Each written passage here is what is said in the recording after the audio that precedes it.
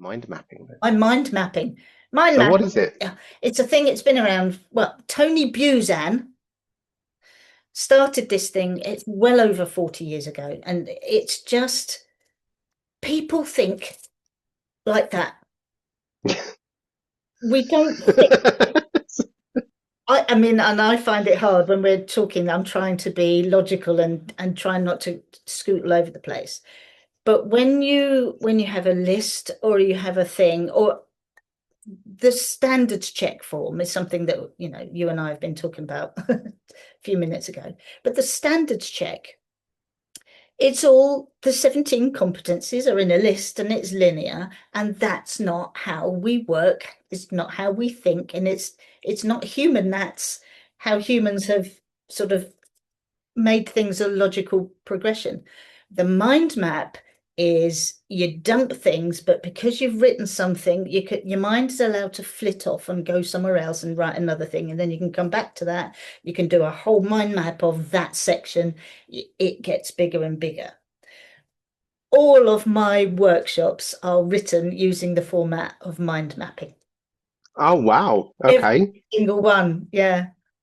Is Every this why you use your flip chart paper? Because it's just everywhere around I the room. can't do it on a tiny piece of paper. No, it's flip chart paper and a normal size pen because I feel constricted and it makes me panic because, Right.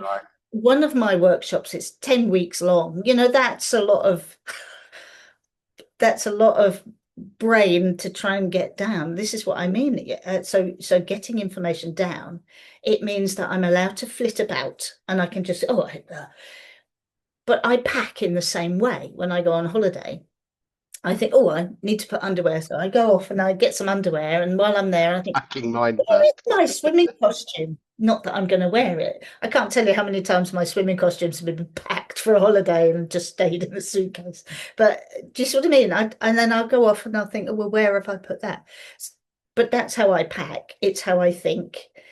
And it's how a lot of other people think. So getting it out there and then you can make it orderly. And that to me is the beauty of the mind map. So I've called it mind mapping their brain dump because it's them and it's their brain and it's dumping it down. So as you put ideas, thoughts, intentions, processes down, you dump it down onto a piece of paper, you make the thinking visible. And when you make the thinking visible, it helps with the whole range of people who are willing to do this, from the learner who is overwhelmed in some way, all the way up to the overconfident ones. So I've got those two extremes in my workshop, 2 hours. Uh, Wow. yeah. um, Are you out of breath when you finished? no, no, no, no, it's interactive. I Brilliant. don't know. I don't know. You might be allergic to it because I do get people to do their own thing, and then we do teamwork. So it might be just uncomfortable for you, but Yeah. I, I think it's one of those things. I was just going to talk about mind scaling, but I think I can describe that in a minute. But the thing is, as soon as someone starts to scribble things down, the overwhelm, it's out. yeah. It's instantly calming. Mm, absolutely. Absolutely. Um, so when they mind map, they write down what they already know. Everyone becomes aware of what they're missing. We know what they're missing, but then they can work out, well, what actually matters, and they literally can map out. It's a map, sat nav. It's literally onto paper, and it's mental sat nav, and that's why I love the mind map because That is brilliant. Mental sat nav. I love it's that. sat nav. Because they give themselves the evidence, and again, this word evidence, they give themselves the evidence of where they need to go, where they're at, what's working, and it's all about um, clarity. You get clarity from chaos, and so many. What is more difficult to learn to do for most adults than learn to drive? It's one of the most complicated things that most adults. Mm.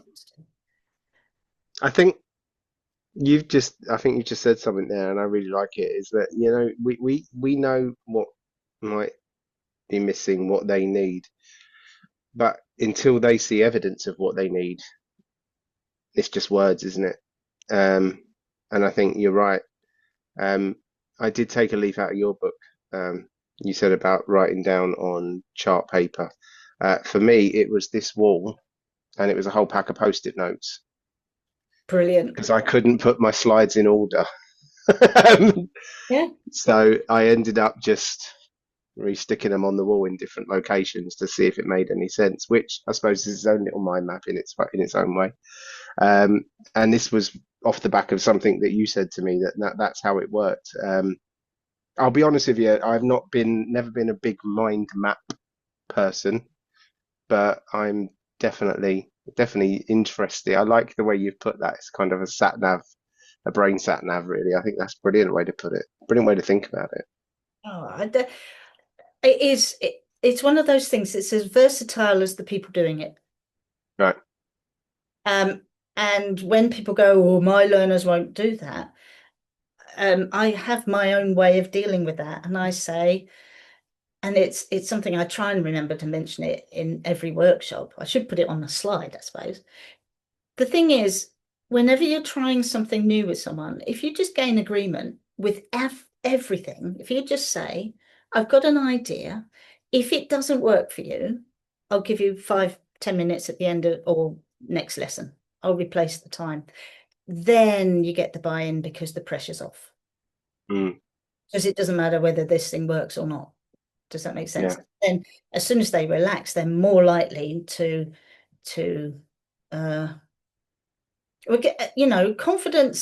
confidence isn't something you give someone. No, Confidence is something it has to be grounded in something. And again, I'm going to use the word evidence. I think the only thing that you can give people is space to feel confident. I think that's what you can really do, isn't it? I don't, you can't.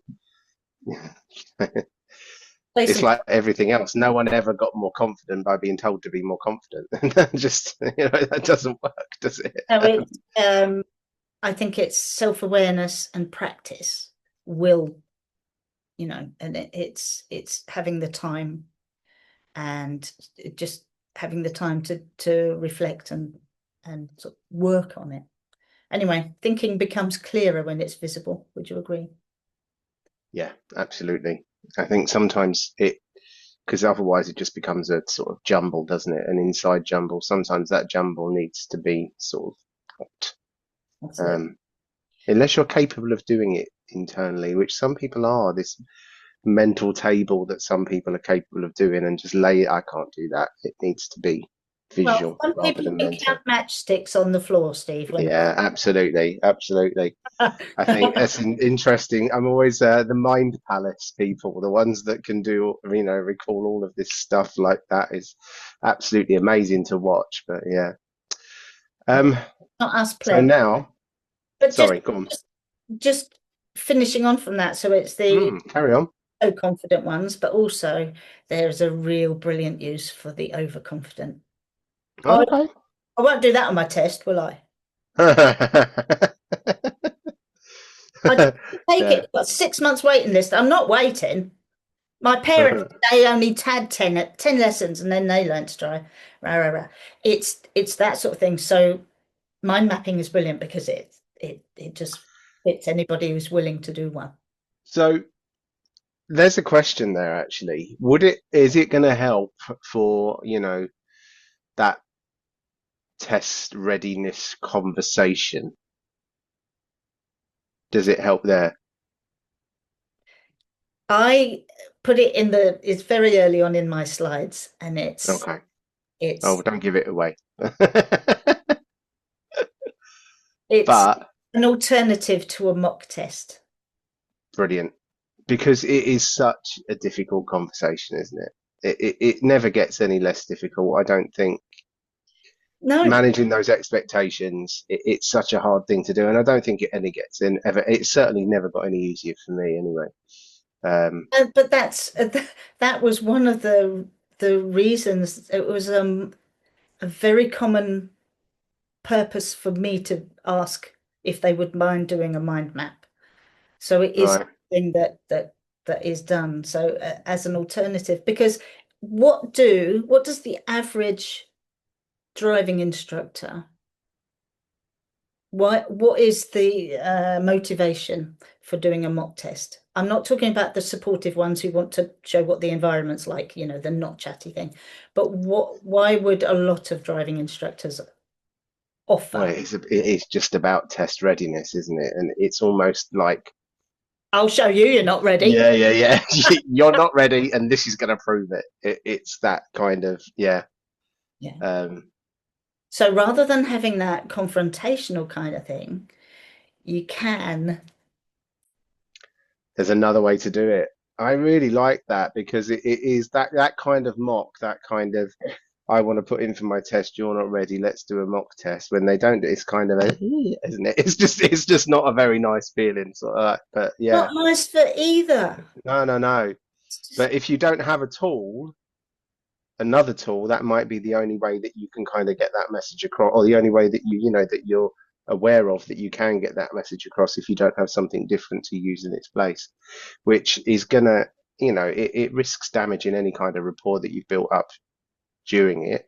this Um, this just supports what you and I discuss all the time, where our industry needs to change from the bottom up, not because you and I spend most of our time when we work together, we're delivering lovely joy courses for people. yes, those ones. Those police diversionary courses, which is top down once people have got something wrong and broken a law, Yeah, but we're not helping people learn how to cope with stuff that's going to happen after the test. And we need to do this kind of pincer movement for people, and threatening people with mock tests and having that kind of, and I don't, it always sounds like I'm having a go at people, but I would do it because I didn't have any other, we just haven't it's any other skills to use. it's just that tool that perhaps people don't have that they really need, isn't it? That's all. And when you don't have anything different, then you use what you know, you use what you've got. But this is just something that you can add to that, and I think that is amazing. That's an absolute buy-in for me, um, on that, because I think it is, and especially again at the moment with this, this long old wait they've got for tests. It's just, there are, I mean, instructors booking tests before for learners when all they've done is moved the car 20 feet down a road, and they're like, okay, let's book your driving test, shall we? And then you've got that thing at the end where they might not be ready for that after 6 months, and then you've got to, you Uh, know, it's it's no, it's it's dreadful. It's a really terrible situation for people, for our industry, but also the individuals, because it's the only one for them. They don't know what the rest of us go through with everyone else. no, that's it. And that's it. They're very, very only, they're only thinking about how it's affecting them. It's not, and absolutely right, which is exactly what it should be. Because at that age, that apart from their exams, it's one of the biggest rites of passage, really, and it I still think it's is. our It, only it's Yeah, it's considered a rite of passage, isn't it? one. And I think this is where it comes from. Even I mean, I'm in London, and even people that live a little bit closer to London, they've got perfect transport links, but they're still learning to drive, even though they're not going to have a car because they're 17. They've got to learn to drive. Yeah. That, Yeah. that's what happens at 17, whether you want to or not. So it's a very much still a rite of passage, isn't it? A couple of weeks ago, I had someone on the course who knew that they were going to have that conversation the very next day after their workshop with me. Uh, and she said, I'm going to try this with my driver tomorrow. Did the process. The conversation wasn't the ideal outcome, but the learner, apparently, I hope I'm not stepping out of line repeating this, but there was a really equal conversation, and the learner decided to take the test in their own car. But there was no bad feeling. Right. It was just a couple of adults talking about, well, what are your choices? You know. So it was agreement. I hate to do it. It was agreement rather than Yes. sorry. It's been a year since I've done that, but yeah. So So yeah, it sounded like a real adult thing. So it was a disappointment from the ADI's point of view, um, because but the learner knew and was saying, and they had the evidence again. It's there. It's mapped out. This is what you said. right.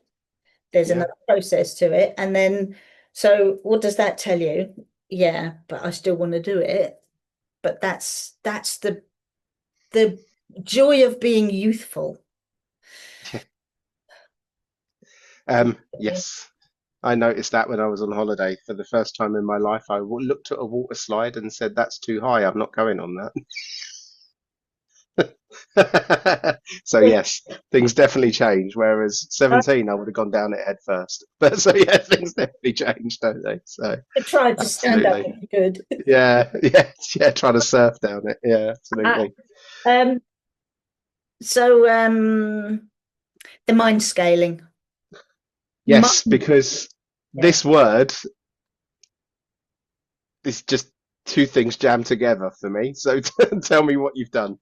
That's exactly when I designed the scaling and the mind mapping, I designed the workshop that had them both together. I just thought, Right, well, that's a brilliant thing. This thing, talk about that for a couple of hours, then do this thing. And then I did one advert in my super confidence and I said, does anyone come on a mind scaling workshop? And everyone went, you what now?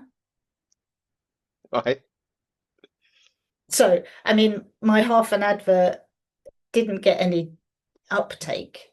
Not surprisingly, I didn't say what it was or, you know. okay. So, um, but because it had to be so long, I don't feel like I can. I think you have to have a go at something to find out how Right. it fits in your head. Um, so I had to separate them because then it made more sense. But even so, it's like there are hundreds of ADIs that kind of know, but they don't know how to make mind mapping fit into a lesson. Right. You know, um, So this is kind of both together then. it's both together and every extreme. It's those extremes and those extremes, Oh, you know, gotcha. Right. I understand. Yeah, yeah. yeah. So it's that's what I've tried to do within the 2 hours, and then it just becomes a majestical tool after that. Right. So that's where that came from. Okay. Interesting.